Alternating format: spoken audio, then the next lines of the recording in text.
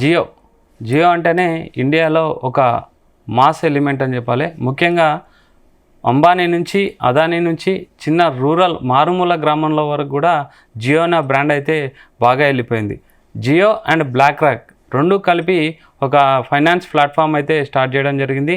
దానికి సంబంధించి అయితే డీటెయిల్స్ ఆల్రెడీ మనం చెప్పుకున్నాం. ముఖ్యంగా దీనికి సంబంధించి అయితే 3 ఫండ్స్ అయితే ఆల్రెడీ రిలీజ్ చేయడం జరిగింది.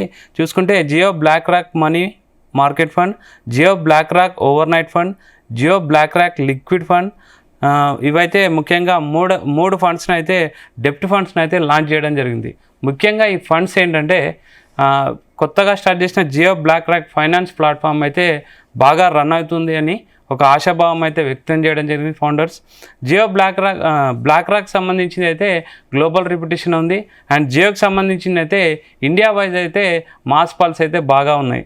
అయితే జియో స్టార్టింగ్లో 0 ఫీజ్ 0 ఛార్జెస్గా స్టార్ట్ చేయడం జరుగుతుంది. బ్రోకరేజ్ ఛార్జెస్, ఎలాంటి బ్రోకరేజ్ ఛార్జెస్ లేదు.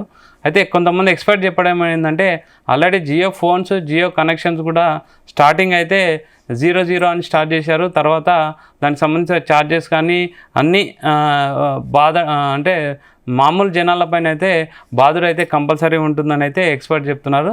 అదేవిధంగా ఈ ఫైనాన్స్ ప్లాట్ఫామ్ సంబంధించి కూడా స్టార్టింగ్లో 0 నో ఛార్జెస్ అని స్టార్ట్ చేస్తారు. కానీ తర్వాత మాత్రం ఛార్జెస్ అయితే బాగా వేస్తారని అయితే కొంతమంది ఎక్స్పర్ట్స్ అయితే అభిప్రాయపడుతున్నారు.